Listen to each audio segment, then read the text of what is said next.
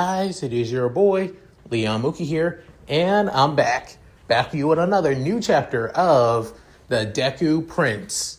And once again, sorry that it took a while for that of this, chapter to come out. Honestly, originally it was supposed to come out like months ago, or rather weeks ago, to be honest, right after chapter 1. However, for some weird reason, the audio got corrupted and I had to basically just restart all over again, and I lost the motivation to just do it.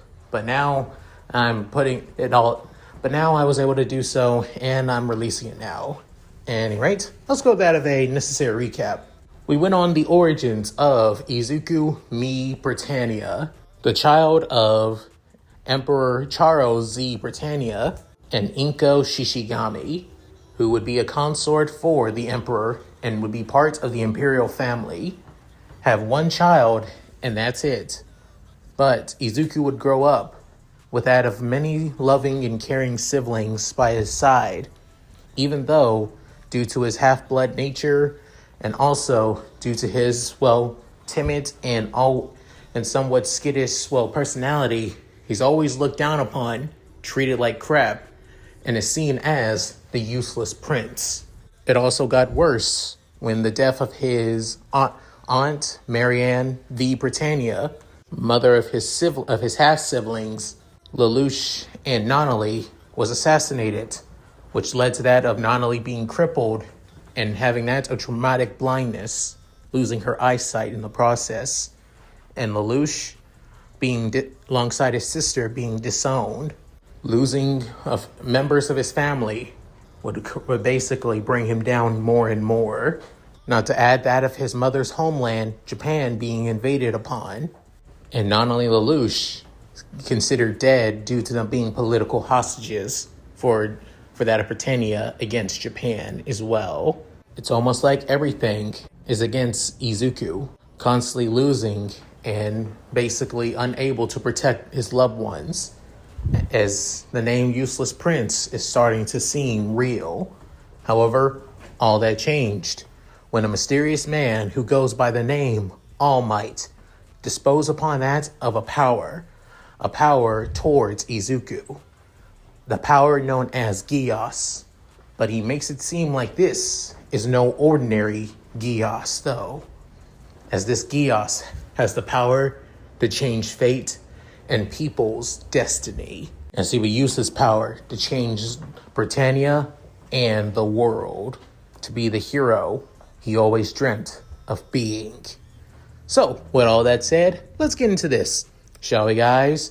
Chapter 2, The Rise of Deku. A few years have now gone by, with Izuku now gaining this new power known as Geass, and began to test it, see it, and began to understand it better and better. But he also remembers how dangerous this thing is too. For example, the first time he gained the Geass, he used it on his mother, as he thought for sure that he would need eye contact when using his Geass. Luckily for Izuku, he doesn't need to. In fact, the Geass basically, as long as he uses his Geass, as long as he looks at a certain person, he can see their fate, their future, what will happen to them. And what he saw in that of his mother, Inko Mi Britannia, was dark, if anything. He saw that his mother would die in the next few months. He would lose her as well, due to an assassination plot. However, the thing was, the assassin was a child. As she goes on that of one of her usual visits to that of the nearby orphanage that she runs, this child would end up killing her, with nobody any wiser. However, Izuku, on the other hand, decided to change this, as not only he could change that of the future by just looking at it, he can interact with it, interact on how it goes and how it should went. For example, instead of his mother being there, he would be there instead, wanting to basically do what he can to help out the innocent kids who lost their parents, either during that of deployment across that of other areas or in areas themselves. Wanting to show that the useless prince is more than just what people expect, as he would be useful in his own way of doing things. Such, he goes to the same orphanage. Instead, but instead of he sees the same child, the same weird, well, chestnut brown hair child with what almost looks like that of a male version of Nonali, actually. Now that he gets a better look at him, reminding him of his little sister, as he doesn't know why. But because of his mother not being here, the boy that would kill her would basically fade away. Even when he tried telling certain guards who were loyal to that of his mother, they didn't really find him. If anything, they couldn't find him.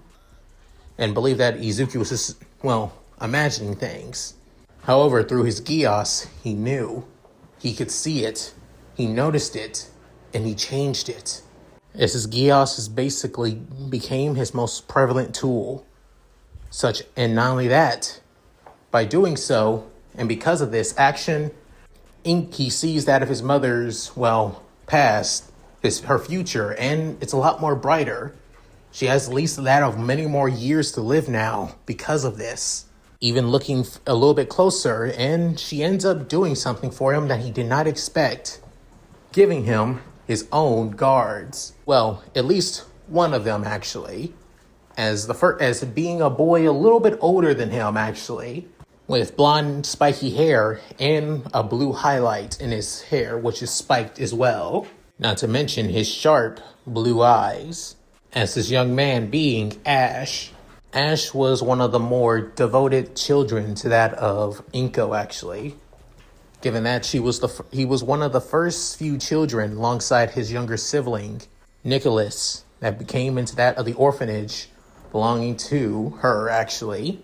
As they have that of fresh food, a warm bed, and a roof over their heads, after all. And free of charge. Sure, some kids get adopted here at the orphanage. However, it goes to that of a pretty serious screening, actually. Every person coming to adopt a child has to go through that of rigorous, screening and about their background, no matter what. As Inko wants to make sure that all of these children have a safe and loving home. Unfortunately, not a lot of them get that home. Given that some of the majority are basically nobles who have less than, savory intentions for these children after all. And because of this, Inko would make sure to do anything to protect these kids. So, because of that, one of these children, being Ash, became loyal to that of the Mi Britannia family, and now is loyal to Izuku by being his first knight. Ash at first was pretty overprotective of Izuku, to the point that he barely gave the kid any time to himself, actually. And honestly, at first, he almost thought that Ash was way too devoted to him. However, over the time, Izuku got used to it, even to the point where he decided to use his Gios on him. And thankfully enough, his hunch on basically using it on Ash was smart. Ash would end up dying protecting Izuku. It was during that of a routine, audience with Nightmare games, basically fighting Nightmare frame pilots fighting against each other in that of gladiatorial combat. Just like how that of his Aunt Marianne got the recognition of his father and became Knight of One before becoming his consort. The assassination attempt would basically have him being sniped by an assassin, with Ash stepping in to save Izuku. Wanting to prevent this, he began to make certain changes. For example, he basically asked that of certain members of a newly formed faction that was slowly growing more and more in popularity and prevalence, being the Purebloods, which was led by that of the knight who served his aunt, Jeremiah Gottwald, a rising up-and-coming, knight in that of the Britannia military, even though he comes from that of a baron family. He contracts them to be watching over as extra security. Of course, even though Izuku is half-blood and the Purebloods are known for that of having a members that would serve that full of only Britannians only, and no other numbers or even that of Half-Bloods at all, given that Izuku is a prince and is part of the Imperial family, not to mention the fact that he actually has a soft spot for Izuku, which is the only exception for him, at least for now. With this, he sees that of Ace's, future change. This time, instead of dying, he just ends up getting a graze through his shoulder instead, surviving the gunshot. And thus, the very action that he did changes. Arriving to that of the duel, an assassin trying to kill him, the pureblood stepping in, and soon, an Ash only getting that of the same graze, point for point, showing that once again, Izuku has changed the future. However, wanting to know what happened, as he didn't think he would survive that, when Ash went to visit Ash in the hospital, he soon showed him his Geass. With Ash completely and utterly shocked by this, wondering how, even if it's possible, within, Izuku explains everything to him about his power, how he gained it, and why he plans on using it to protect those around him and use it to change Britannia for the better. With now the purebloods in somewhat of Izuku's pocket as they gain more and more members, to the point that they even become, serving under that of Prince Clovis, actually, with Jeremiah gaining the rank from Baron to Count, showing once again that Izuku's powers shows more. With Ash now knowing this, wanting to continue this. Within Izuku realizing that he needs more people to trust him, more people to gain that of power from, which means he needs to use the Geass more and more, but to be more controlling, as he needs to rely on himself outside of just the Geass too. If he relies too much on this power, who knows what could happen. Currently now, Izuku is 13 years old and plans on heading to that of the Pendragon Imperial Academy. Originally, he would have basically been tutored by that of the Imperial family's tutor that's always looked out for that of, anyone who becomes that of a Britannia. But this time, Izuku wants to gain experience himself. Not to mention, he believes that coming to the academy would be the best way for him to gain that of allies. And just like that, he does. 3 people, in fact.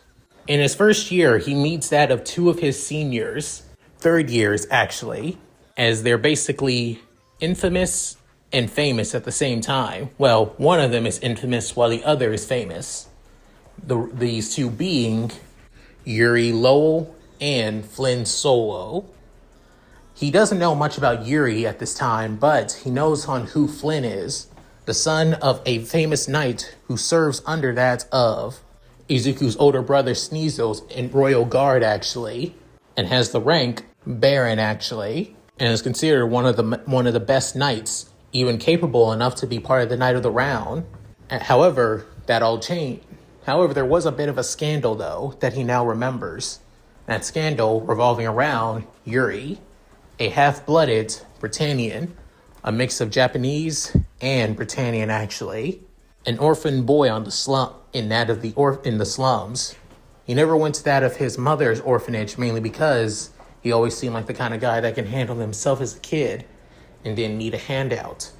However, when he met that of Flynn's father, though, he took him in, raised him, and even treated him like his own son, even basically inspired him to be a knight, just like how Finn was too. So the 2 became that of foster brothers, but only in that of person, but not in title, mainly because Flynn's father never truly adopted Yuri. So instead, Yuri had to take up a different name instead. His father is a bastard father who was a Britannian, the name of Lowell. Flynn is known to basically follow the rules and always execute them properly. Yuri, on the other hand, is willing to basically, bend the rules a little bit. Not flat out break them, but at least change them a bit, which gave him the reputation as a troublemaker after all. With many people wondering why Flynn still, stays with that of Yuri, But nobody knows the truth until Izuku finds out the truth. That they're basically brothers. That they've always had each other's backs, no matter what or anyone else says. And because of this, from the very moment that they met, Izuku offered them a chance to be that of his royal guard. At first, Flynn was actually, on board with it. Yuri, on the other hand, was a little bit skeptic, actually, which makes sense, of course. I mean, this kid, who's basically a prince, comes up to them and without warning asks to be part of his royal guard. Ash, on the other hand, was a little offended the fact that they didn't take the offer. However, Izuku isn't, as he hasn't really offered them anything, after all. But he wants to know, why do the two of them want to be knights, actually? And what do they hope to change in Britannia by being knights? Or do they just plan on basically following the status quo? Within hearing these words from Izuku, as of course he didn't use that of his Geass, he's just asking him a question. Because of course he doesn't just want anybody to join him. He wants those he knows he can trust. Within hearing this, Yuri did say that he wanted to be a knight to change things. To change on how people see half-bloods like himself and even at Izuku as well. With Flynn actually caught off guard by this. He didn't expect that from that of Yuri to have such a, heavy ambition. With Yuri saying that he plans on becoming one of the Knights of the Round to do that. By taking up areas of his own and change the policies of how he sees fit. Given that the Knights of the Round have just as much power, or possibly even more than that of, than the princes and princesses after all. Within hearing that, Izuku couldn't help but admire that. If anything, he wants to root for him. But to do that, he needs to have that of accolades. He needs to be under that of an imperial family before being acknowledged by the emperor himself. To do that, why not be his knight? Within hearing this, Yuri's saying, why the hell not? Things could be a lot more fun. As for Flynn, he debated it for a bit before then deciding to do so, mainly just to keep that of Yuri in check. Over the time, with Yuri and Flynn having 1 year left and Izuku just beginning his year, they begin to understand why Izuku wants them. And that because he believes that they are the keys to probably changing Britannia alongside him. Not to mention, it led to that of other things too, such as his other knights. One knight being one of his own classmen, who was at least a couple years older but was starting on the academy the same year as him. His name being Leonard Snyder, a reddish brunette with hazel brown golden eyes, as he always seemed quite just like Izuku growing up. Nervous, timid, shy, always high-strung, and the worst part is he's horrible with that of women as they constantly tease him. However, Izuku kind of basically befriended him during his time at the academy. Even though he was older than him, he couldn't help but feel that of a kindred spirit. Since then, the two just hang out, not as a noble, given that his family is a noble family, a count family that's mainly known for that of their, nightmare frame development, actually. Just like that of the Ashfords, who were affected by that of, his Aunt Marianne's death, of course, as well, being one of the many families that sided with them. But Leonhardt's family, or Leon, as he likes to be called for short by his friends and family, their family mainly sided with that of Maribel's family, actually. Even when she, was suffering, losing the death of her mother, sister, and stepfather, she picked herself back up, even while still going through injuries and, therapy for being caught up in that of an explosion. She still was able to pick herself back up, and her family too. Something Izuku feels like he can never live up to, as he always admired his big sister. She may look like that of Yuffie, but internally she's truly something more. However, speaking of his older sister, he soon came to somewhat conflict with her as well. And that mainly because, well, Leonard basically wanted to join Izuku as one of his personal knights. Not to mention, to also, as the future head of his family, he would want to join that of the Mi Britannia family as well. With hearing this, Izuku was caught off guard. Of course, he would allow one of his few closest friends that didn't want him for his status, or basically badmouth him behind his back, when called the useless prince, by his side. But it also came into conflict with Maribel as well, given that, again, his family is allied with that of, well, her family. So it could cause some problems. But Leon, on the other hand, spoke up saying, I could care less about that of what deal or what alliance that my father has. I'm siding with the one person who I see as my closest friend. And my blade, my faction, and my family name are yours to use with my friend. With Izuku completely and utterly shocked and caught off guard by all of this, by the words of his friend, and willing to even, well, anger that of his elder sister, just to stand by his side. With that, Izuku actually wanted to cry at that of his friend, always basically standing by him, his first real friend outside of his siblings. Still, during his time at the academy, currently now, the year is coming to an end, and Izuku will begin his second year at the academy. However, that will change when he, on his way to that of his classes, he soon bumps into that of a certain girl, actually, with him basically being knocked to the ground, with Ash, alongside Leonard, is basically there, as both of them are worried for that of Izuku, but Izuku isn't really caring about that, as he wonders on who he bumped into and if they're all right.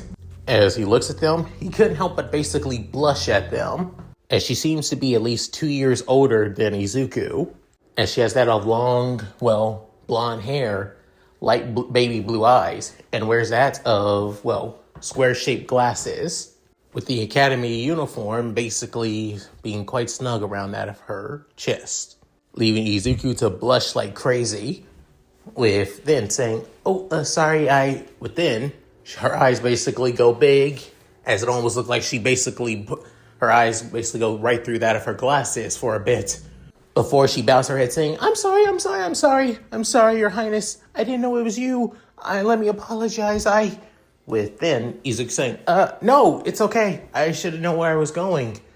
With then Ash speaking, Your Highness, you do know you need to show at least a lot more decorum as a member of the Imperial family, right? But then Leon saying, Leon placing a hand on that of Ash's shoulder saying, no need for that. You know how Izuku gets after all, Leon. With then saying, I'm aware. I am absolutely aware. With then, Leon realized, wait, Melissa? With then, she looks up saying, Leon, hey, it's been a while, hasn't it? With then, Izuku offering a hand towards her as she basically grabs it, even though she basically feels a little bit flustered, grabbing onto that of a prince's hand, saying, Leon, you know her? With then saying, I would be surprised if I didn't, if anything. As he clears his throat, saying, this is Melissa Shields, daughter of Viscount David Shield. Their noble family is also allied and serve under that of, well, Her Highness's Maribel as well. We kind of grew up together. Well, sort of. With then Maribel letting go of Izuku's hand while still blushing, saying, well, more like we were acquaintances more than anything. You were always so nervous around that of women, to be fair. And besides, I wasn't the only girl that basically teased you a lot, so there's that too. Within hearing this, Leon couldn't help but basically feel a little bit nervous and have his head down a bit. But then Izuku couldn't help but basically snicker a little bit, saying, well, it's nice to meet you, senpai. But then hearing this, saying, senpai, I've never heard of that term.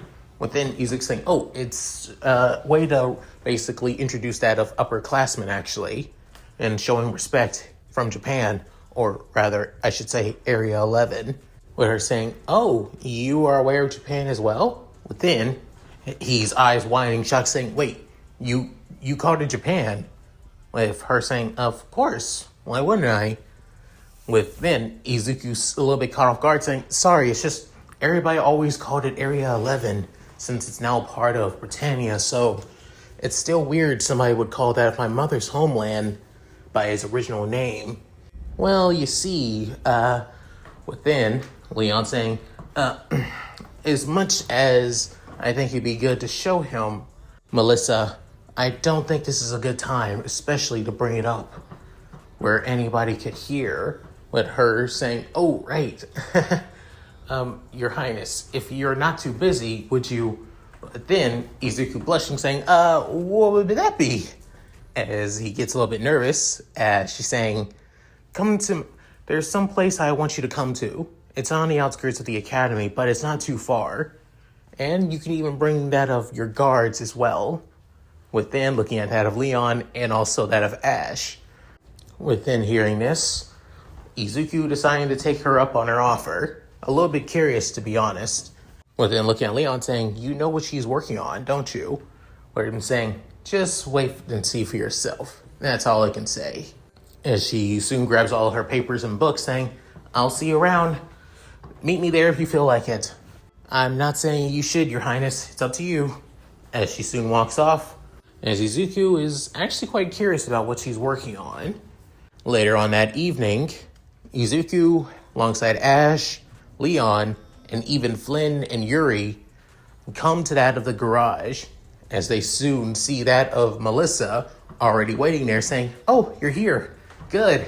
I didn't think you would actually show. But then Yuri's a little bit confused, wondering on why did we come out here again? Even though he was told multiple times by Izuku and Flynn. But then she unlocking the key to that of the garage door, to the, shutters to the garage door, raising them up. Before then, everybody could help but notice that of a Nightmare Bay cockpit, multiple computers, and not only that, a lot of other machines as well. But then, Izuku saying, whoa, look at this place. With her saying, this is my workshop. Well, where me and my friend and I basically work on some things. Within him saying, you and a friend. After that, she goes to one of the computers, boots up that of the laptop as it connects to a larger monitor. Before then, it creates that of a camera's feed. Then saying, there you are, Melissa. I was waiting for you for so long. As on the screen showing that of a pair of, well-developed boobs and out of the screen. Then all the guys can help but get a little bit embarrassed, with Flynn basically covering his eyes. Yuri not even too embarrassed, as he's just nonchalantly basically tilting his head to the side. Leon basically turning around, and Ash also getting uncomfortable, with even Izuku feeling quite uncomfortable. Within the woman saying, hey, somebody else there? Within she's saying, May, can you please sit down? Your cleavage is showing on the screen.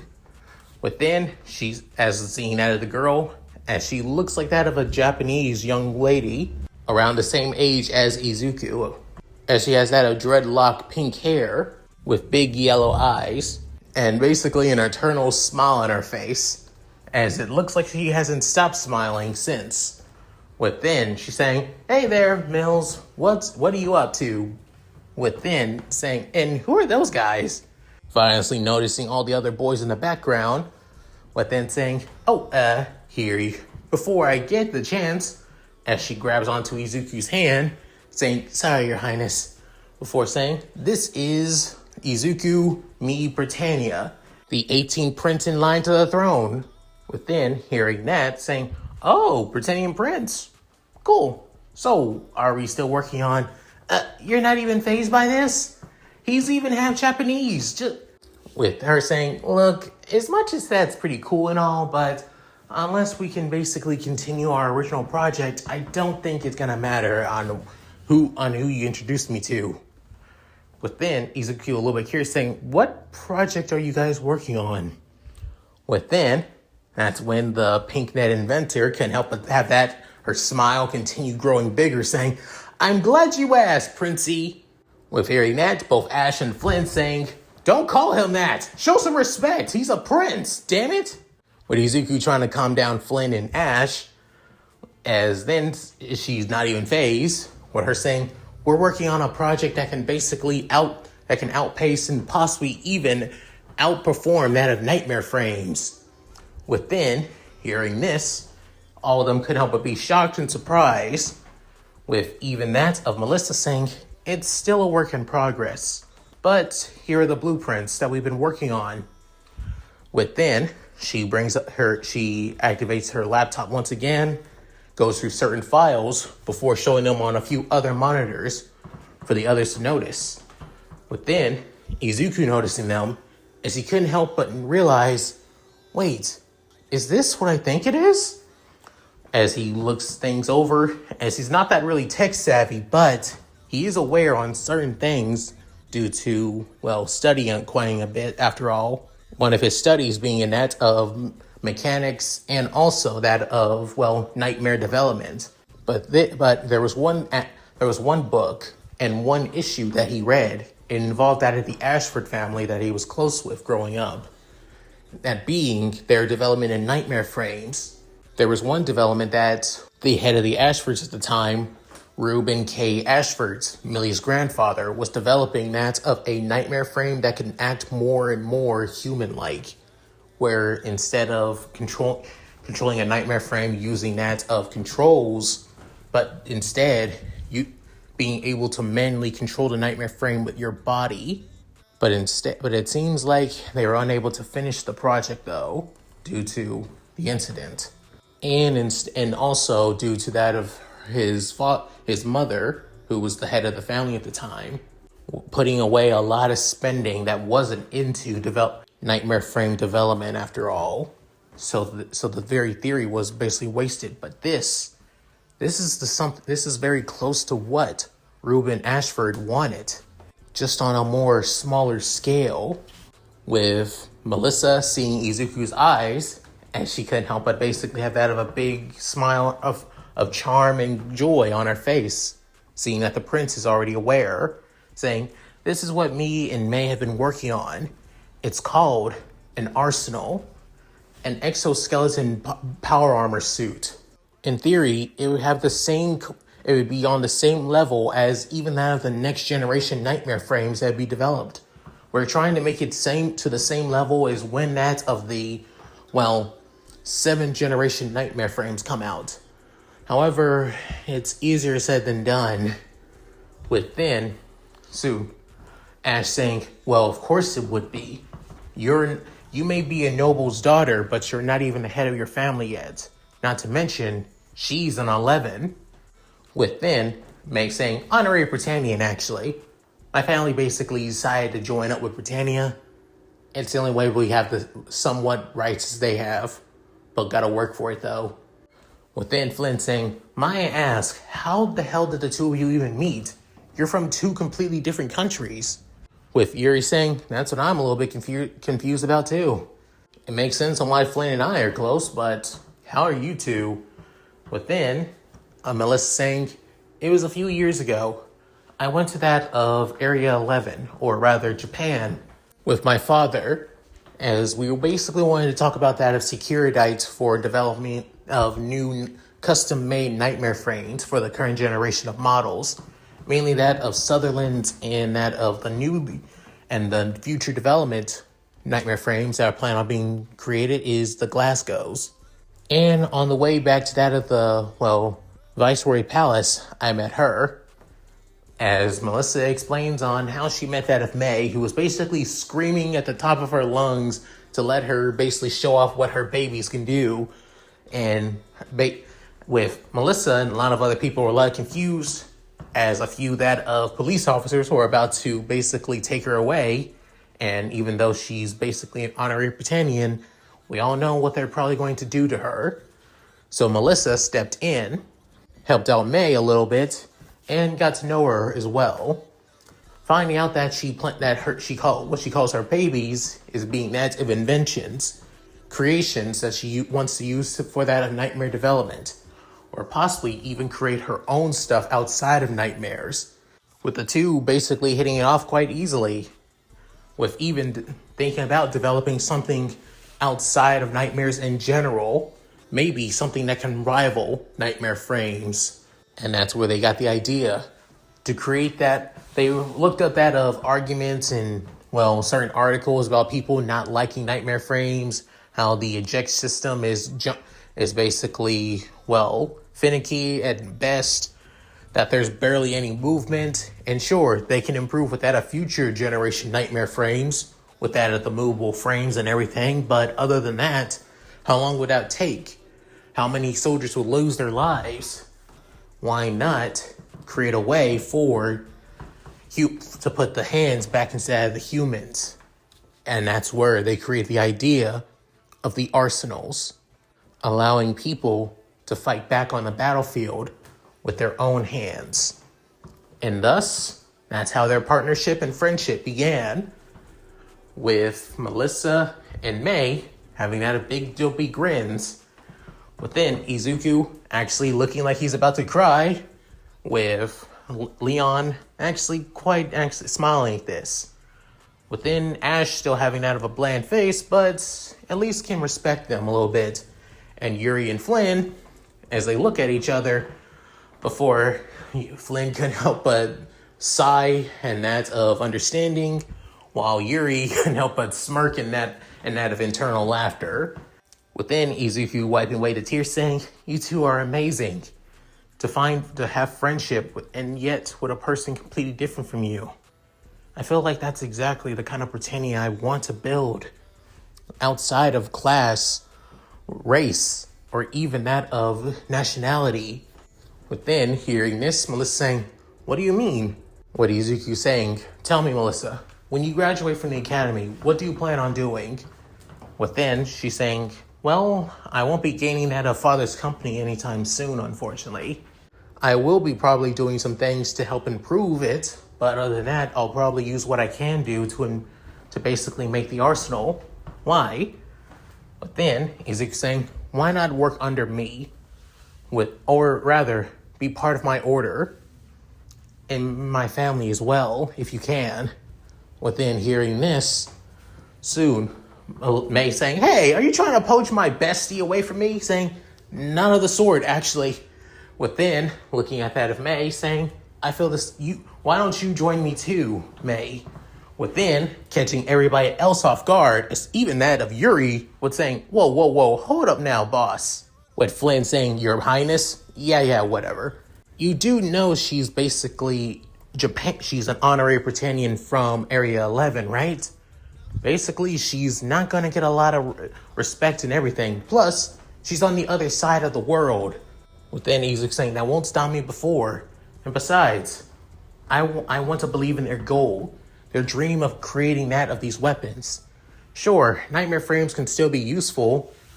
I've seen them and piloted them too." Within Ash saying, "I still can't believe that you basically downgrade yourself in nightmare combat when you're one of the best people ever piloting a nightmare frame, Your Highness." Within Izuku realizing, "I know, but the whole useless prince thing, I used to hate it growing up, despised it. But now I have something I want to do with it. And in time, I want to tell you all about this too. Could you all be patient before then?" Within looking at his knights, the people he sees as his closest friends, as they all couldn't help agree in their own little ways. Within looking back at the two ladies saying, "What did the two of you think? Do you think you could basically join me? I'll do whatever I can to help out your project. Any money, resources, or anything else, just name it. As a prince, I want to do what I can to help out." Within hearing this, Melissa saying, "Of course, if anything, I'm actually thankful. Thankful to that somebody in the royal family isn't pushing me off. Isn't this great, May?" Within, May saying, "I'm going to have to agree, but only until I get to know you myself. Until then, I'm going to hold my opinions. And I bet not you basically trying to poach that of my bestie and partner in this project after all. With then Izuku saying, I wouldn't do the swords, I swear. With that, soon Melissa couldn't help but blush at that, but still smiling at the same time. And just like that, that's how Melissa and May ended up joining that of Izuku's order as well. With over time, with now Izuku being 14 years old and now about to begin his second year at the academy, that's when threats began to linger as Izuku's order and allies began to grow and grow. Some people within that of the nobility began to worry about Izuku, especially given that multiple people have heard the attempt on that of Inko's life and deciding not to go after her, but now deciding to go after the 18th prince to the throne. However, one family, on the other hand, decides to go after Izuku, but mainly for one thing and one thing only, to see if he's worthy. That being the Lelouch family, a once prominent and always devoted, loyal family to that of Britannia's imperial family. However, tragedy struck. Anybody who takes that of, the position of head of family would end up dying in mysterious ways, with the family fortune, assets, and basically connections all being stolen as well, as this case has basically gone completely and utterly cold as one of the Empire's greatest mysteries. However, that mystery would be solved, but only in the shadows. During Izuku's beginning the first week back at the academy, everything was going a little bit better for him. Sure, people still basically badmouth him here and there. Teachers didn't expect much of him, being the prince after all.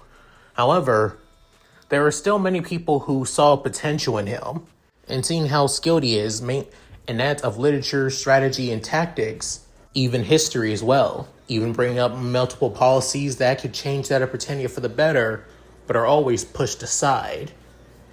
As one teacher has taken quite a liking to Izuku, a new student teacher by the name of Letitia Lucas, as she's quite beautiful and quite, seductive, as she basically has many of the boys of the academy, from noblemen to commoners who got on scholarship, to even the very teachers themselves, wrapped around her little finger. The only person she doesn't is Izuku, and she likes that, taking such an interest into that of the boy to the point that she's always there when Izuku least expects it. Such as, Izuku actually getting quite nervous around her to the point that he actually uses his Gios on her. And let's just say, even at that split-second moment when Izuku saw what fate in stores for her around him, let's just say it's out of this world. He didn't expect it because she tries to kill him, strangling him without anybody even noticing, and hanging him for all to see. Looking at many ways to prevent this, as this is the first time that fate seems to basically want to screw him over now, as no matter what he does, how he does it, or what path he tries to seek, it shows that fate wants him dead until he decides to change it, go at a different look at it, instead of trying to go behind her back to kill her, or basically, confront her. Basically, as he decides to do it from another angle, just be honest and ask why. Try diplomacy, not try to use that of power or force alone, as he hopes it works, with her asking if she's an assassin here to kill him. Within, she brushes off a little bit, but he says that nobody takes so much of an interest in him unless that they actually want to kill him or plan to use him. So is she the latter? And he knows that she's basically lying. Within, seeing the outcome, she's seeing how serious he is. She can't help but sigh before saying, yes, I did come here to kill you. I came to see if you are basically as similar as every other prince. Even if you are half-blooded and basically a pariah, every prince is literally the same. They're always the same. The nobles are always the same. Within hearing that, saying, and looking closer at her, saying, You're half Britannian, aren't you? Seeing closely at her features, saying, I figured somebody like you could figure it out too. You see, my real name isn't Lalina Lucas. My real name is Kafka Lalir. Within hearing that name, saying, wait, Lalir? Like the noble family of Lalir? The family that once held the title of Duke? With her saying, that's the one. As she soon basically moves away from Izuku. With her saying, my family was known for being assassins, loyal to the crown, loyal to the imperial family, and loyal to those of the Knight of the Round. But over time, they became getting cocky, arrogant, entitled. They were supposed to be the one noble family that was supposed to keep everyone in check. It didn't matter if they were basically nobles, commoners, the imperial family, or even the Knights of the Round themselves, or even the Emperor too, in check. To make sure that no unneeded necessary bloodshed was done. But after all these years, and you also remember the Battle of Succession within, saying the era of blood. Exactly. Around that time, that was when we were supposed to be at our most highest, where we're supposed to make sure that no other innocent people or those get caught in the crossfire do not die. But instead, we did nothing. Multiple imperial princes and princesses killed, consorts basically scheming amongst each other and killing one another as well, and nobles being basically abusing and taking advantage of the imperial family's weaknesses, loneliness, and fear for themselves. They're basically nothing but shells of what they were meant to be. The guards that hide in the shadows to protect everyone in Britannia. And now, that so-called family is gone. And you want to know why? Within saying, you killed them all. Exactly. As she smiles, saying, I killed every single person within my family. Well, the ones who planned on basically abusing that of our family status as dukes. To be honest, there are still few members, but they no longer have the name Lalir, given that they feel like it's cursed now because of me. Then why? Why didn't you take up the position? Why didn't you become the head of the family? With her saying, oh, that's simple. Because in the Lalir family, half-bloods cannot take the position as head of the family. With Izuku shocked by this, saying, it's one tradition that all members of the family have to follow, no matter what. Even myself. It's because it's been ingrained into my brain.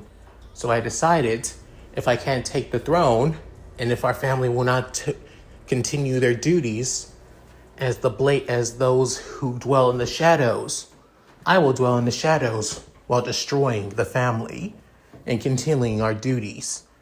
Within realizing, you're the one been killing people, aren't you? Well, not all. Mainly those who cause quite a bit of trouble, but lately, nobles have been a lot more easier to cow than usual. Mainly because of 3 people within that of the imperial family, of course. Well, I should say 4 as well. Even though he doesn't really do it the way that they do. Within, Izuku saying, Big Brother Odysseus, Big Brother Sneasel, Big Sister Cornelia, and Big Sister Maribel. With her basically clapping, saying, you really are smart and perceptive. Man, those rumors really do basically ruin your image. You truly are beyond smart in my eyes. Within, Izuku saying, so, what do you plan to do now? With her basically humming, saying, well, I was going to kill you if you weren't truly worthy and you were just abusing your title as prince to get what you want while basically half-assing everything. But now that I see, you really are something else. Truly worthy. Within, going to Izuku as her face is close to his face, as wondering she's about to kill him, as she soon places her hand on his left cheek. Within saying, "From now on, I, Kafka Kalir, will serve you." Within, Izuku saying, "Huh? I was just waiting to see what you would do. If you knew that I was here to kill you, or if I had some suspicions on you, you would go to any one of your knights, or even to that of the faculty, or even possibly that of the imperial family, and I would still kill you on the spot, no matter what, before anybody would notice. But instead, you confronted me yourself, proving your strength, your conviction, not using schemes or anything. I like that." Within, she removing it out of her hand, before then placing a kiss on that of Izuku's forehead, causing Izuku to go completely and utterly nuclear red, saying, "As of this day, the Lelouch family, even though I'm not the head, will serve you. All of my assets, my wealth, and connections are all yours, Your Highness." With that, Izuku gains another strong ally, just in that of the most weirdest way possible, and surprisingly, she becomes one of the most devoted and loyal, just like Ash, but more clingy kind of loyal though. Once again, time goes on with Izuku heading to that of the, Nightmare Frame Games, seeing that of the tournament. However, what catches his eye is that of a certain, Nightmare Frame combatant that he took quite an interest in, mainly because of her skills as a Nightmare Frame pilot. Her name is Alessandra Dulce, with the last name actually catching quite a bit of people off guard, to be fair, except Izuku, as he doesn't know about the last name. However, the one who informs him is that of Kafka, and also that of, Melissa as well, that the Dorf family is a crime family, as they basically used to steal, rob, and basically, murder anybody for that of wealth and greed. They soon basically got rid of that, crime family name and went into that legit and that of Nightmare Frame development. They're the reason behind that of the current generation's, Night Police Force Nightmare Frames. But even with that, that name, Dolus, still has quite a reputation, infamous reputation at that. However, seeing that of Alessandra's combat style, on the other hand, is completely and utterly different. Alessandra's fighting style, as she's piloting an that of the new generation, of the new 5th generation Nightmare Frames, the Gloucester, normally people use that of the Gloucester's, lances and machine guns. But instead, and unlike that of the Sutherland's, which comes with that of its own melee weapons, being that of, tonfa blades onto that of the forearms, the Gloucester, on the other hand, is a multi-weapon use, as it can basically switch from multiple types of weapons, not just restricted to that of single type of weaponry, like machine guns or tonfas or the slash harkins. No, Alessandra uses not a lance, a sword, or anything, but uses that of a polearm spear. And her fighting style, she rushes in, taking it, basically going straight for that of the kill. However, instead of being reckless, she basically waits for that of for the opponent to get arrogant themselves, strikes and counters, basically overwhelming her opponent without even trying. And especially with that of a new form of machine, no way in hell anyone would basically not see her as a quite able combatant. She basically moves through that of the preliminary rounds pretty easily, with Izuku taking quite a liking to her and seeing that she has quite a bit of potential, as he also looking through that of her as he basically makes contact with her, using his Gios on her, and seeing how far she gets. As she does become champion, she does become amazing. However, she basically fades to obscurity, even when basically sponsored by that of his older brother Odysseus, she never really does anything outside of, well, Nightmare Frame League combat. Sure, he looks through in that of one more through that of Fate. She's close to that of one of Maribel's closest aides, but she never joins her faction, which also means he may have a chance.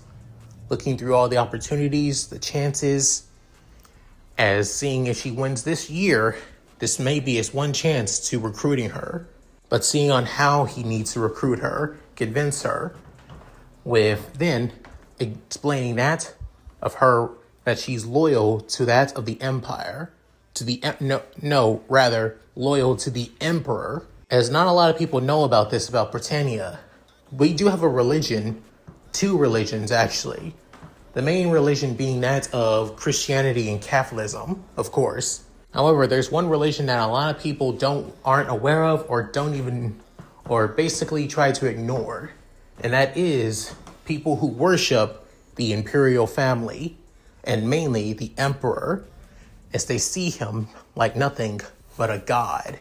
If Alessandra is basically part of the small percentage of people who worship the imperial family, then maybe there's a chance he can basically pin on that. However, there's only one way to do so. As the tournament goes on for the next few months, Izuku sees his opportunity to finally talk to her in person, basically contacting that of his older brother Odysseus if it's okay to speak with her, with Odysseus being the cuddly big brother that he is and kind of a pushover as well, not wanting to cause any troubles for his little brother, deciding to do so anyway. As he speaks with her, and seeing as she's also honored to meeting that of the half-blooded prince, with then Izuku kind of caught off guard that people actually know that of the other nickname that he's known by after all. As she's also aware of that of the other name that people normally call him by, but she wants to show some respect to that of the imperial family after all. With that, Izuku already is taking quite a bit of a liking to her, asking her what she plans on doing after she becomes champion, with her basically saying that she doesn't know, still probably becoming champion, staying a league pilot, defending her title, all that.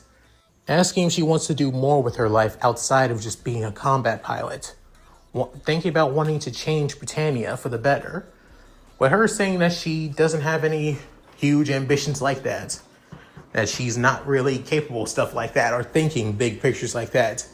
She's simple-minded and likes to keep things simple too.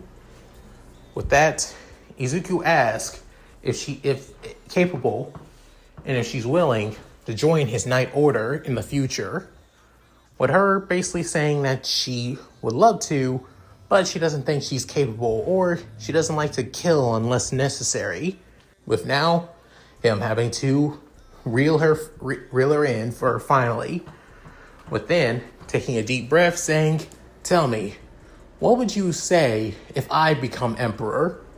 If I become the future emperor, if anything?"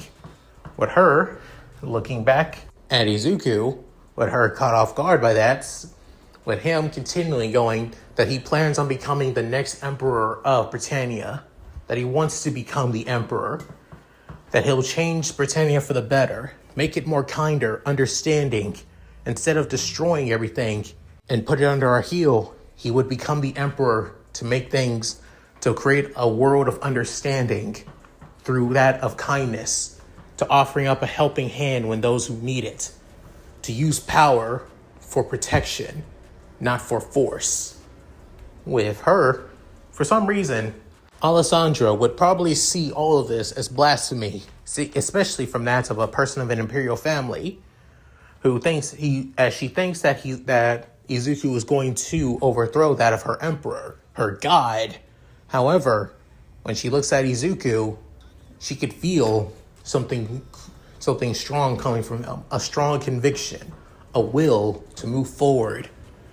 Like this, to her, what she see, the boy she sees in front of her is her emperor, her true emperor. With every word and everything said resonates with her, as she's saying, "Okay then, I think I'll take your offer on that. Your Highness. How about this?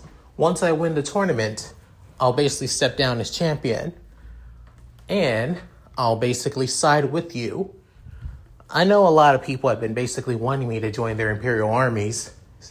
Even your big brother who sponsored me for this tournament, even though knowing about that in my family past. But you say things that I feel like I can get with. Then, Izuku saying, so, yep, I'll join you. Once you get your Knight Order up and running, I'll side with you automatically. How does that sound? Within hearing this, saying, thank you. I'm truly thankful. As he bows his head, with her being caught off guard, saying, please raise your head. A future emperor shouldn't bow his head to that of his lowly subject. With her saying, wow, this is going to be a real change for me, but I think a acceptable one at that. Within, Izuku saying, thank you. I'm rooting for you all the way. As he says his piece and walks out of her locker room, with her saying, if I must worship my true emperor, then so be it. This is what fate has dealt me, to find the one person I shall worship and serve for the greater good. And just like that, Alessandra is now part of Izuku's Knight Order as well. For the next few months, things have begun to become a lot more quiet. However, as news of more and more countries falling under that of Britannia control, mainly due to that of Cornelia's, campaigns across that of the world. Not to mention the Knights of the Round doing their own campaigns as well, causing quite a mass chaos, especially between that of two Knights of the Round who cause nothing but destruction everywhere they go. Currently on his break from that of the Academy, as he's currently at home, looking through everything he's done from allies, friends, and everything else, using his Gios to see more and more into that of the future, trying his best to see on what fate doors him. Before then, he hears somebody on that of his balcony as saying, so, you've come this far now? I think it's about time that I step in too. Within, Izuku, a little bit freaked out, saying, who are you? Within, a person's already in front of him with their finger on his lips, catching him completely off guard, seeing the figure, a beautiful blonde-haired young woman in that of a ponytail and a Britannian-style uniform, with then realizing, wait, you're a soldier? But I never, before then looking at her face, as she has that of a black visor covering her eyes, as you can't even see her eyes at all. Within, saying, who are you? Within, she's saying, my name is no longer important. I basically abandoned it. But you can call me Charon. Within, saying, Charon? I've never heard of that name. Like I said, it's not my real name, but it's definitely a name that I need to use from now on for at least a bit. Then, she's saying, I've come to aid you on behalf of All Might. Within, hearing that name, saying, All Might. Within, she's saying, quiet down. I know that your knights are still here since you asked them to come with you. Within, saying, yeah, I kind of did. But still, how do you... As she explains that she's basically a disciple of All Might, following his ideals and what he stands for. Secretly, she's been working under that of the Imperial military as a ground force trooper, actually. She's not a big fan of nightmare frames after all, but her main occupation is that of a sniper. She can basically snipe down anything or anyone, no matter what it is. With Izuku quite surprised that she's a sniper, but why show herself now? But then, she's soon saying, because I wanted to know for sure if your conviction was true. If All Might was truly entrust that of the most powerful Gios to somebody like you, when somebody like me failed him after all.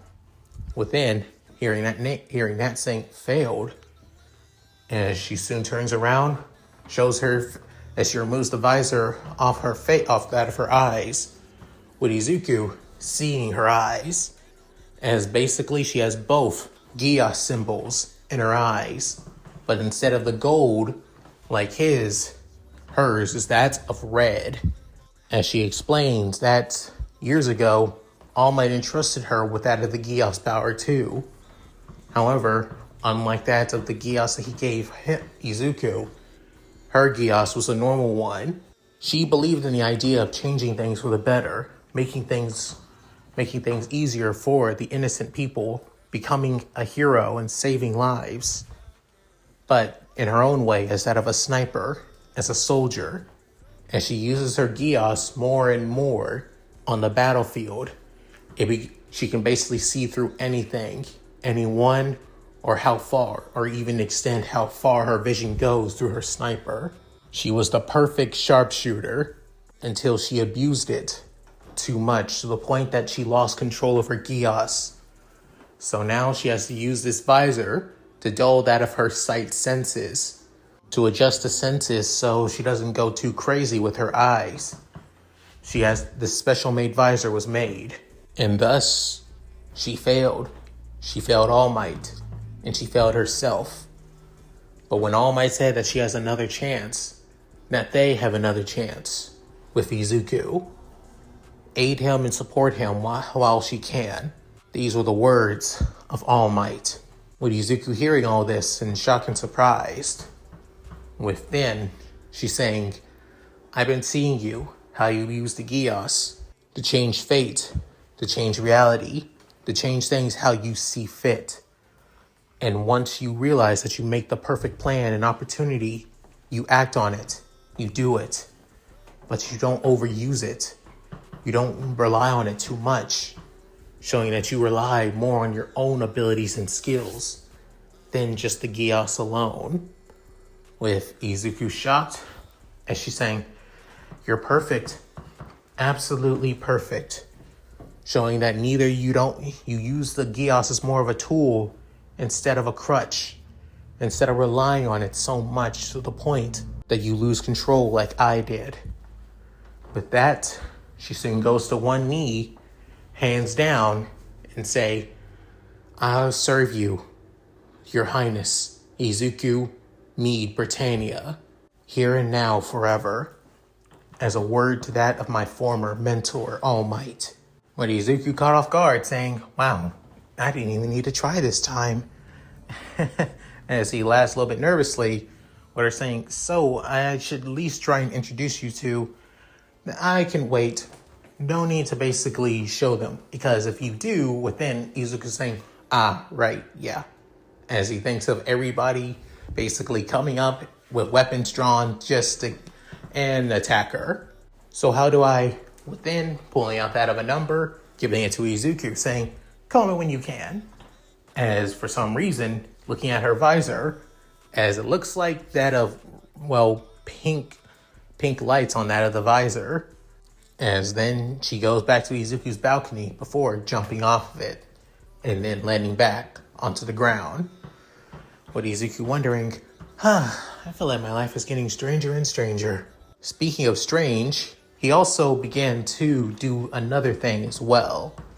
While introducing that of Charon to that of everybody else, that's when he was given that of an assembly order from his father, heading to the Imperial Palace, through the halls, and then heading to that of the throne room, walking through the halls with many nobles basically watching, with Izuku staying headstrong and no matter what, and even though hearing so many people bad-mouthing him, with some even saying that it's time for him to be dethroned, to be disowned and everything, with him still keeping his cool, even though part of him wants to react. But then he goes to one knee, kneels down saying, you've called for me, father. What is it? But then saying, Izuku Meade Britannia, due to so many words of light and come to you, some say that you are a waste to that of the empire, to the imperial throne, to my legacy. Within, Izuku could up clench his fist, saying, but I think differently. I think you're holding yourself back. Within, Izuku's eyes widening, saying, how? He doesn't pay attention. How does he? I see that you do have potential, but it's wasted being here at the Empire, here in the homeland. So I wish to test you, see your capabilities. Charles Z. Britannia will now address you and appoint you as Viceroy of Area 11, which was your mother's homeland. With Izuku saying, I'm truly honored, Father, but why not send her instead? After all, she's more capable. And within saying, this is a test for you, not for her. Are you saying that you are too immature and too incapable of handling such a deed? Within hearing this saying, no, Father, I will accept. Within saying, damn it, my plans are still not fully ready yet. Maybe if I use my Geass on that, Father, I can find a quicker way to stay here in the mainland, but still find a way to... No, if I use my Geass on him, he'll figure it out. The man may be ignorant on family matters, but he is pretty astute on how to figure things out when something is off. And of course, I can't use my Geass on him while I'm here. I'll wait for the opportunity to see if I can change his and my fate around each other. Saying, I'm thankful, Father. I'll do my best to live up to your expectations. Saying, see not to disappoint me, boy. With that, Izuku stands up and heads out. Then he begins to think, not only that, if I'm not here, who's going to protect Mom? I can use my Geass on her again, and I should be fine. Maybe I can change her fate this time. I'll do that so I can make some contingency plans to protect Mother when I can. With that, he's heading back home and tell all of his knights the news. With many of them are a little bit caught off guard by this, while some of them aren't so much. However, what really catches Izuku off guard is when he heads back home. Inko, his mother, finally also basically gives Izuku a surprise. Another knight under him, a female knight actually, with that of peach red hair, a slim figure, and quite, stoic look on her, with Izuku knowing who this is quite well, saying, Lady Nira, what is, Mom, why is she, within saying, Nira has decided to work as you as one of your personal knights as well, with Izuku saying, I can't agree with this. She's within Nira, the woman known as Nira, saying, Lord Izuku, please allow me. My duty, it's true that I have been your mother's proud and loyal knight for years, since she's taken me and my little brother off the streets and into the orphanage.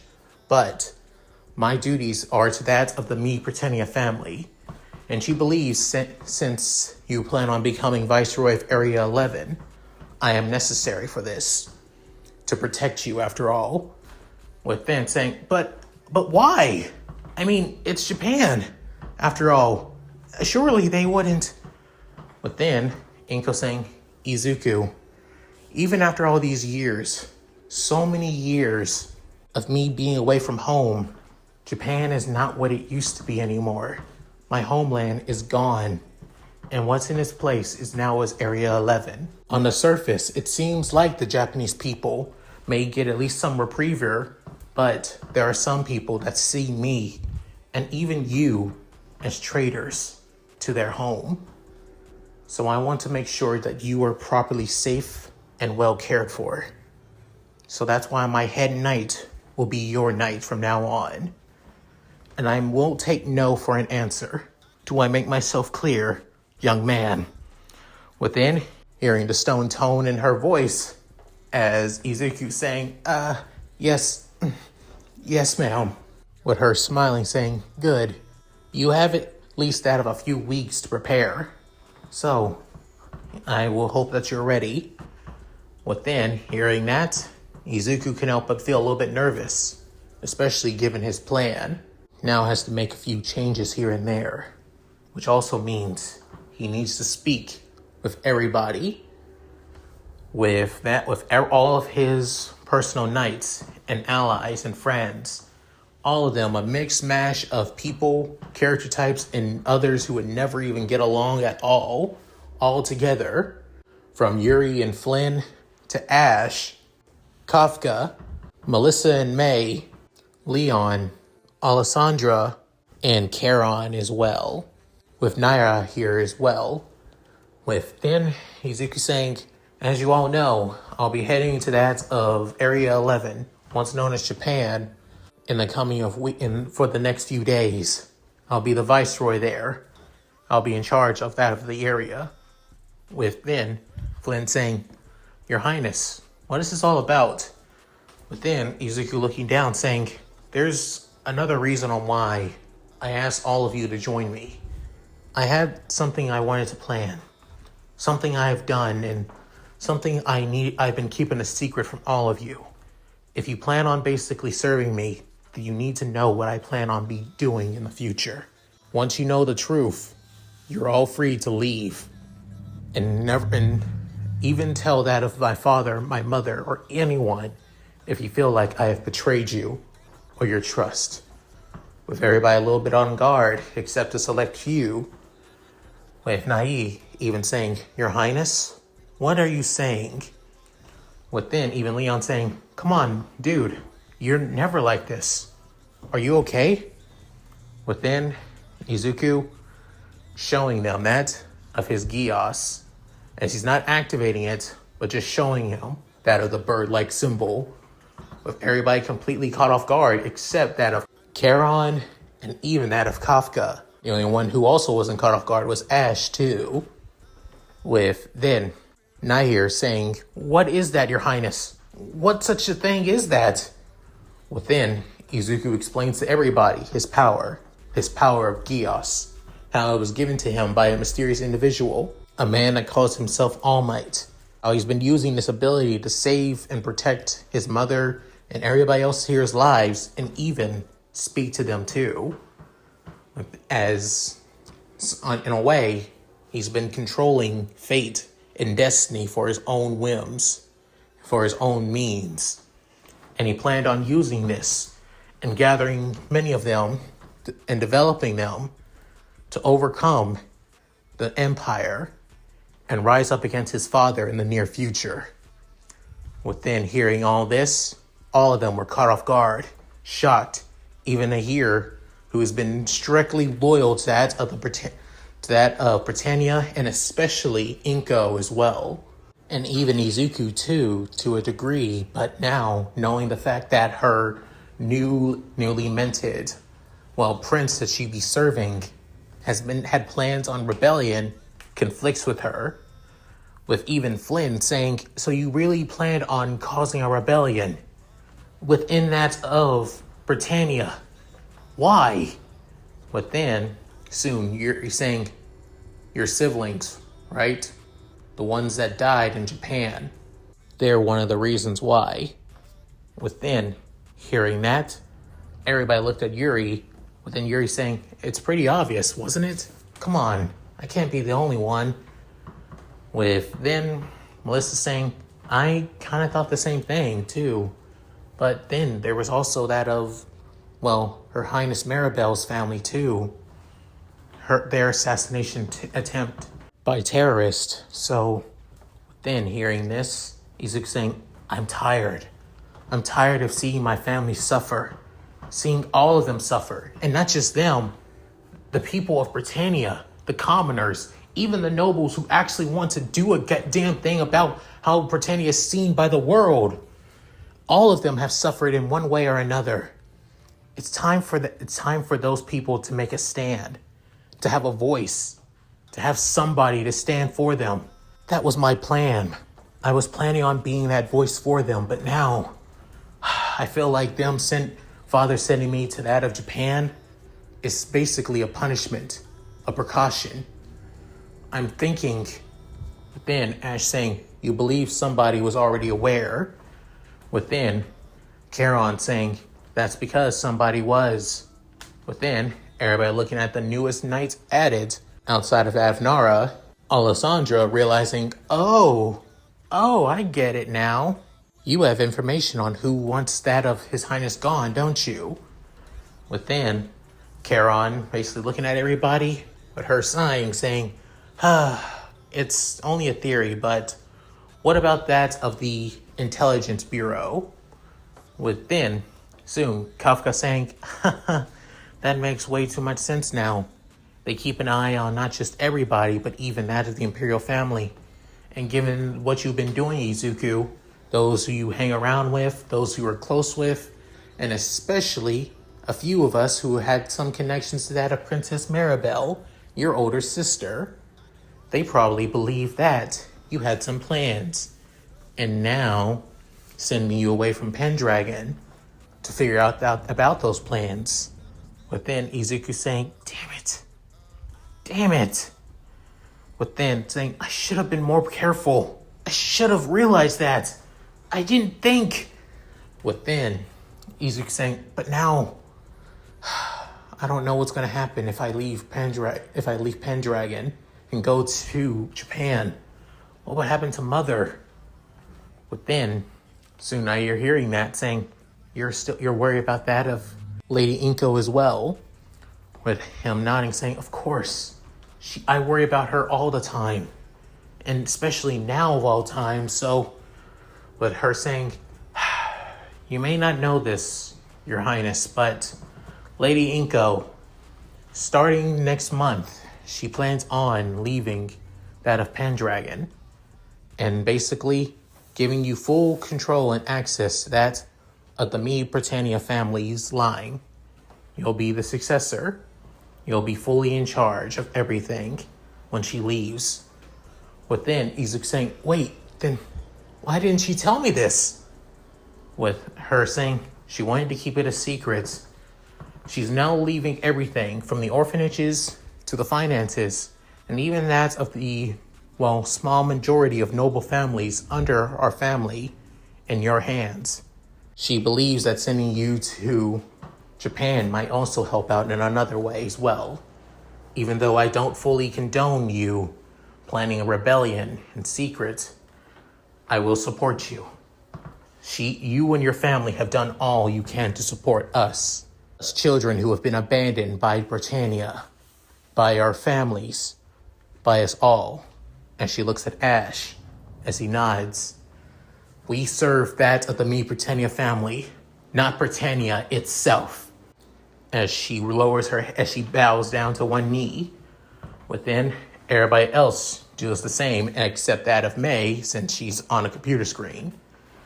Within, Izuku actually feels like he's about to cry, saying, thank you all for supporting me, for staying by my side after knowing the truth on what I've done. Thank you all. With this, Izuku's knights are truly loyal to him and him alone, even with him changing fate as well. As for Izuku's plans to head off to that of Japan, or rather Area 11, Inko gives him one last gift, something within that of a suitcase actually, and to wear it when he feels like he's ready, as it being one last parting gift. After that, Inko soon left and was never seen ever again, has left Pendragon and has never been seen, not even far away from that of the deserts themselves around Pendragon. As for Izuku, on a plane to that of Area 11 with all of his knights, including that of Melissa, who decided to tag along too as well, and already made plans to meet up with that of May after all. However, another change has made. The fact that his older brother Clovis will also be here as well, as more of a advisory role. He's not really and truly in charge of Area 11, but he mainly will be keeping an eye and helping out Izuku as well.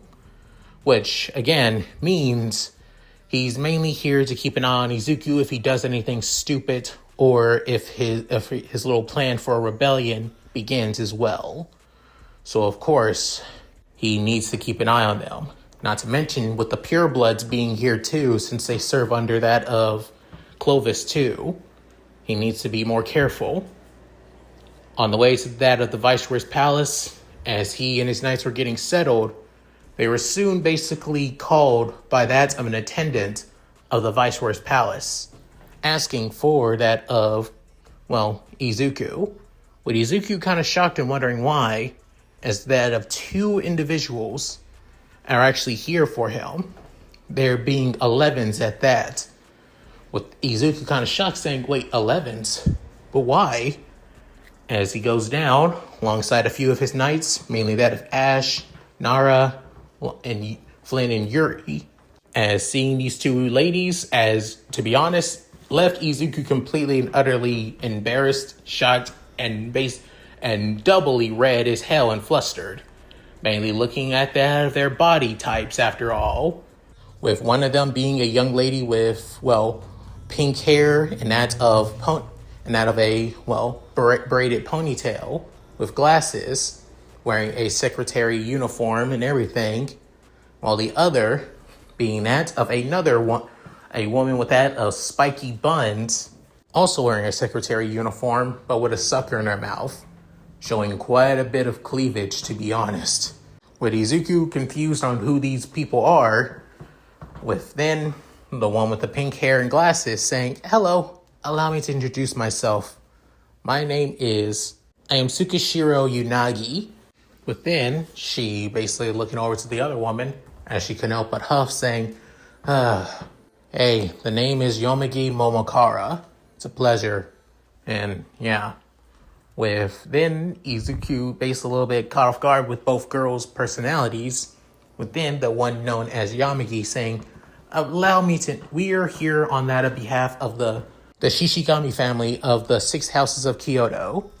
With then hearing that, Izuku saying, Kyoto, before realizing his research, saying, oh, from the houses that govern over themselves. So the natives won't feel too, well, over bogged down or threatened that all their rights are taken away. But then Yomigi saying, not all, but always. With then Yamagi saying, you see, on the behalf of the Shishigami clan, since Izuku,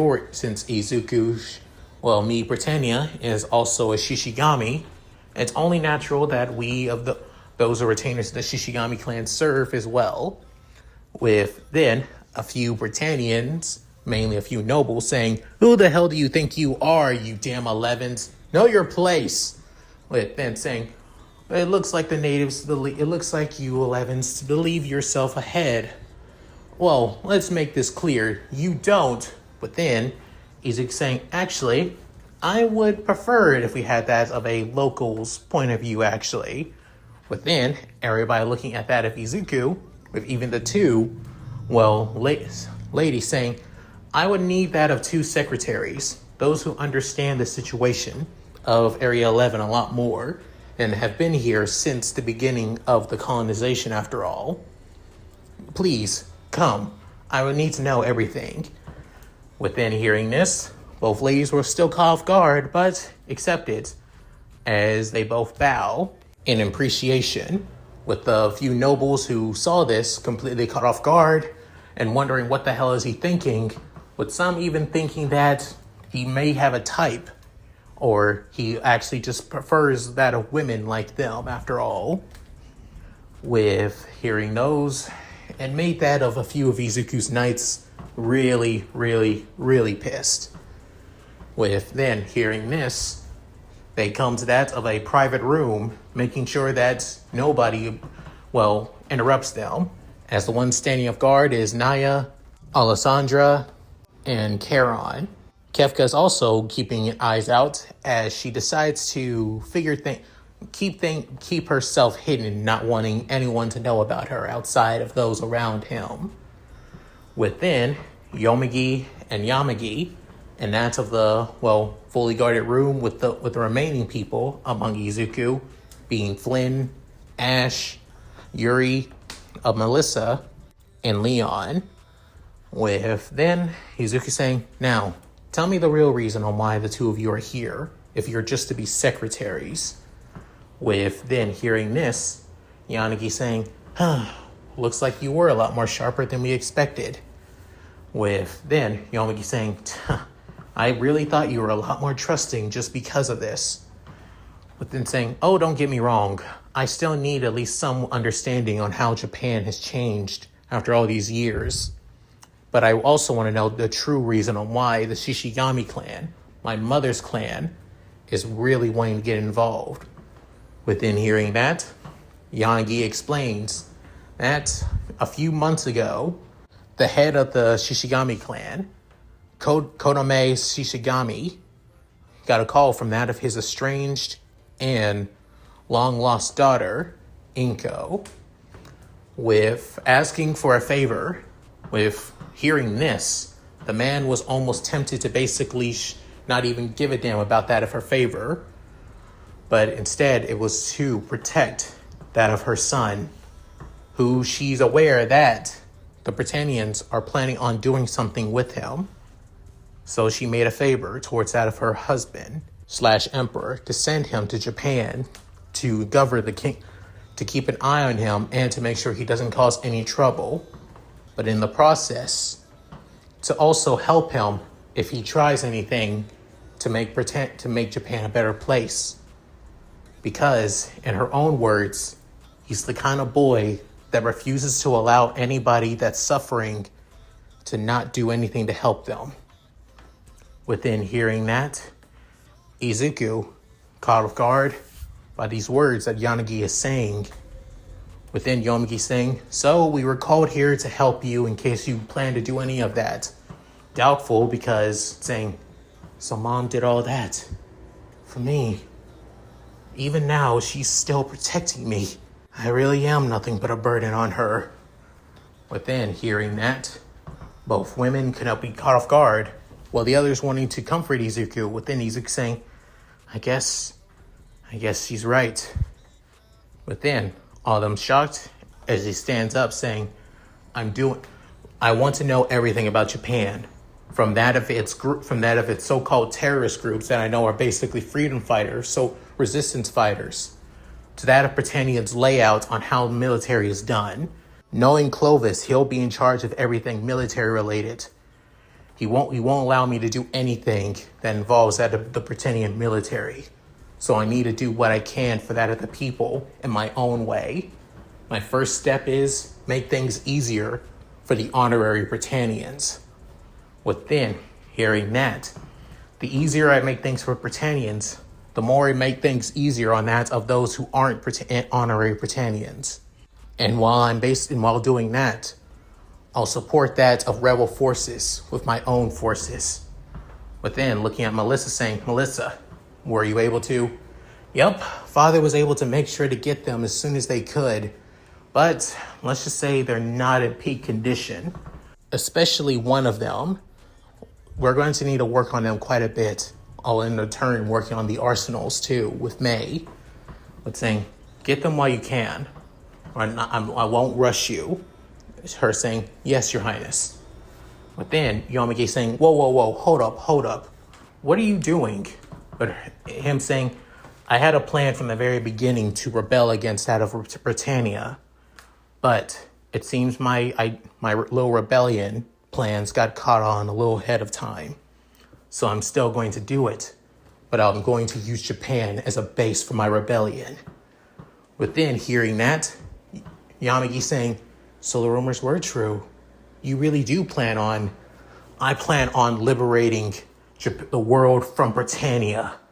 I plan on becoming the hero that everybody needs, from the commoners to that of the nobles who are more open-minded, to my family who keeps suffering all the time, and even now to the Japanese people. I'm going to change everything that Britannia has done, that my father has done, with my own two hands, and with the help of those around me. I'm not going to stop until I do. So if you two are actually here to help me instead of just being spies, then help me, please. I'm begging you. As he also bows his head, leaving the two women completely and utterly caught off guard by this. But then, Yamagi scratching the back of her head saying, fuck it. Why the hell not? With Yanagi saying, I agree.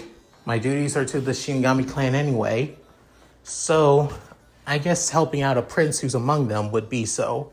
And if he plans on helping Japan in the process, then so be it. But then hearing this, Izuku couldn't help but just have a big smile thanking them over and over. But then thinking, but I can't do that as myself. I'm going to have to change myself. Change my identity when fighting against my own people. This would be the start of somebody new. Izuku Mi Britannia will fight for the common people, the honorary Britannians, and even the Japanese as well. But the one who'll be fighting Britannia, fighting for all of them. But then opening up the suitcase that his mother gave him, bringing up that of a mask, of a black, light, dark green mask, with Izuku having the mask towards his face, would be saying, the one who'll be fighting Britannia will be the one known as Deku. And from now on, we won't be just be fighting as resistance fighters. We won't be rebelling. We'll be heroes. I ask of all of you to do this one last time. Will you all fight with me, side with me, even it puts you at odds with our very homeland? With that, all of them say, hell yeah. With this was the beginning, the start of Izuku's rebellion, as the organization known as Heroes, led by the revolutionary and leader, Deku, begins now. And that's it. Thank you guys for watching. Hope you guys enjoyed the video. Please tell me what you guys think in the comments below. Love to read them. So, sorry that this is a really, really, really long-ass chapter. Honestly, this is basically 2 chapters rolled into one, to be fair, because I was so annoyed at the fact that the first script got corrupted and basically just decided to fuse that of the script and that of it and the script for chapter 3 all together now instead. So yeah, and just to make it one long ass video. Apologies, but I hope you guys liked it too. At any rate, if you guys like this, please like, comment, and subscribe. Hit that bell notification to keep to date my videos uploaded to the channel. Also, please check out my Discord, gaming channel, main channel, other channel, Patreon, and Cash App. All link in the description below. So, with all that said, this is Lelouch signing out. Later guys, and hope you all take care.